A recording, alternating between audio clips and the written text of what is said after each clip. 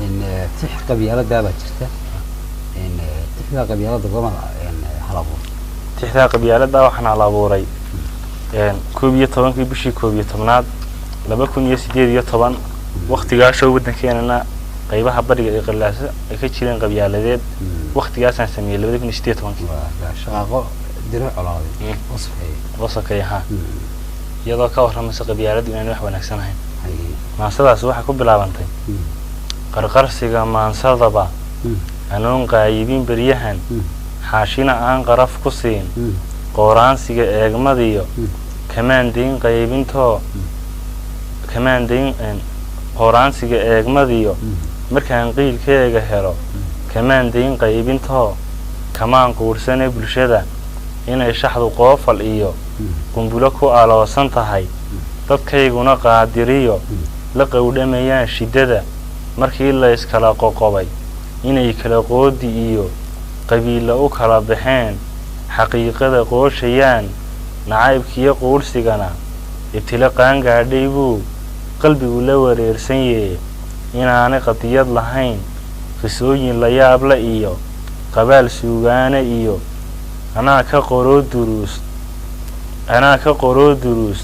qabaal suugaana iyo dhambaalka aan qiijiyo midhaha qotankooga iyo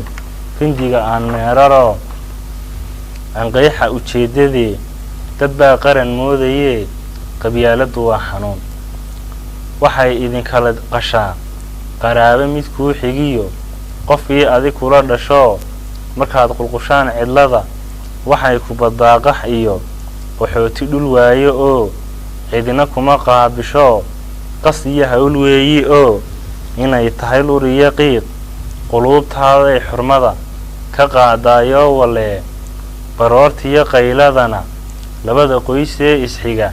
markay qori iyo rasaas qaraxa isku miisayaan qowlkii nabigeena iyo alayhi salaam quraankeena iyo xaqi hadalkii qaadirka qunyari lagu dhaafayo iblis baa qodob kastaba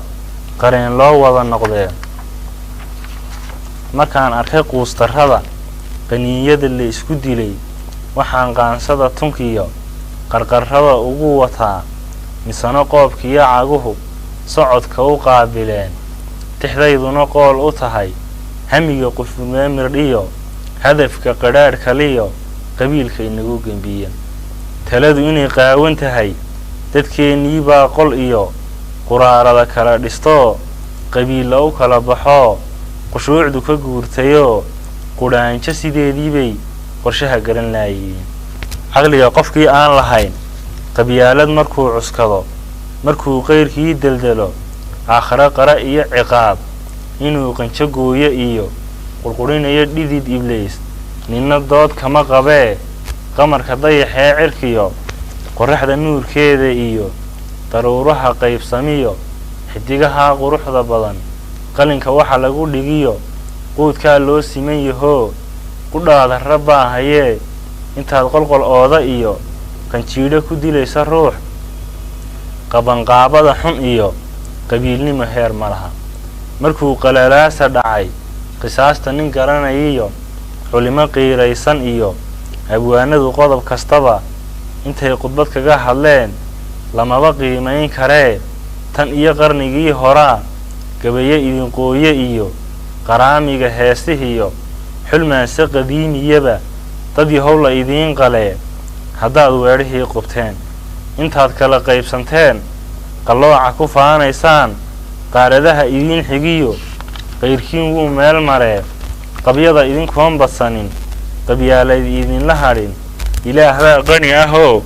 qaxwaha ummadda u hayee qaramo midoobay iyo quruumaha kaashadoo intaad isku qarribantiin qayada naacawda liyo deeqahayaydan ka qadin mubaariga horta waxaa jirta iyaguna qurba joogta inta badan qalalaasa markuu dhaco qaar baa maaragtay qaldamo oo iyaguna dhinac ka soo gala iyadoo taa aan ka hadlayana waxay leedahay qalqaali fidmaysan iyo hadduu mid qurbaha jiraa